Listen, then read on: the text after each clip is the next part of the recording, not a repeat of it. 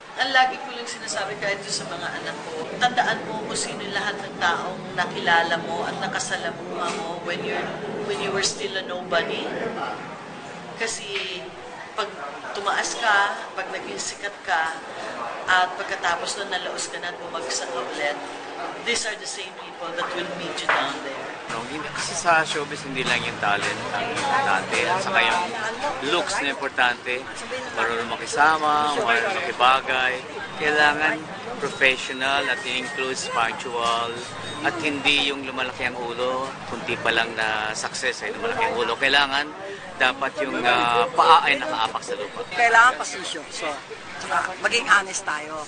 I mean, yung tayo mismo alam natin kung ano talagang, diba, siyempre pag-artista, kahit pa paano dapat may looks, di ba?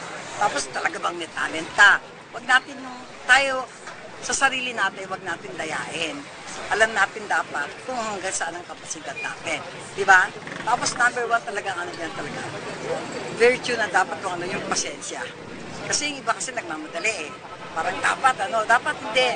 Ano yan ay parang eskwelahan. Grade 1 ka muna, grade 2, grade 3. Along the way, may matututunan ka na magiging sandata mo para magtagal ka sa business. Kasi kung wala ka nung sandata na yon, wala ka nung bakas ng loob na yon, balik wala. Bago sumali sa field na ito, be sure and be honest to yourself na meron kang talent talaga na ibibigay, na pangangalagaan mo at mamahalin mo, and you have something to offer sa public. I would like to repeat that this is a profession. This is not a playground. Hindi dapat ito trip lang. Hindi dapat ito ego lang. Sana pag pumasok dito, may galing at merong gustong ibigay sa tao and be a good example to the people.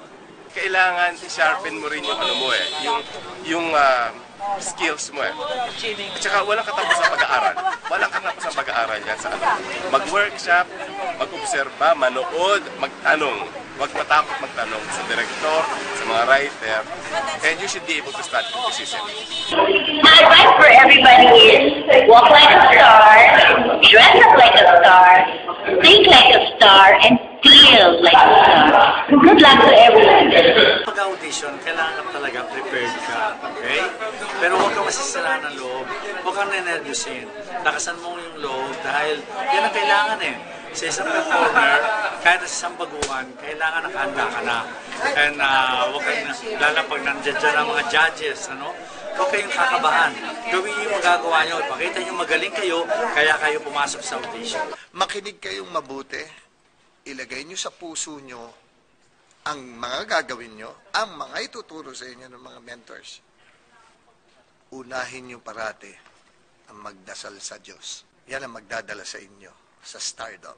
Tips ko para sa mga gustong sumali dito sa show business is always be professional. Kasama na dyan yung being on time, respecting people on the set, everybody that's from the crew, and for the people on cam, also your co-stars. And then study your lines and all of that. Whatever it is, whatever kind of show it is, you have to study talaga what's there. And then read a lot para even sa personal life nyo, marami kayong alam, and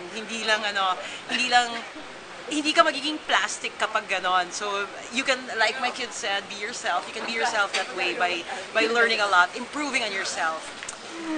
Go for the go!